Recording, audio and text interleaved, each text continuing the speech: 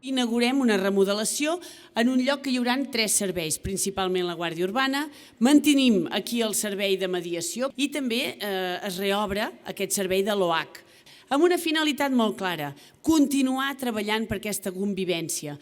És senzillament donar continuïtat a un projecte que es va iniciar fa temps. Com a govern el que volem és que vagi quedant compensats el que és el sector nord amb el sector sud de la ciutat per anar omplint també de més equipaments municipals perquè també l'atenció i el servei pugui ser més directe i més proper. Finalment avui ho podem inaugurar, complir-ho i esperem que senzillament que entre tots, entre veïns, entre els serveis municipals, tots fem una millor ciutat, un millor barri, que tots hi estiguem molt més bé. Queda inaugurada aquesta subcomissaria i senzillament continuem deixant les portes obertes perquè la conegueu i evidentment perquè sempre que la necessiteu la trobareu per vosaltres.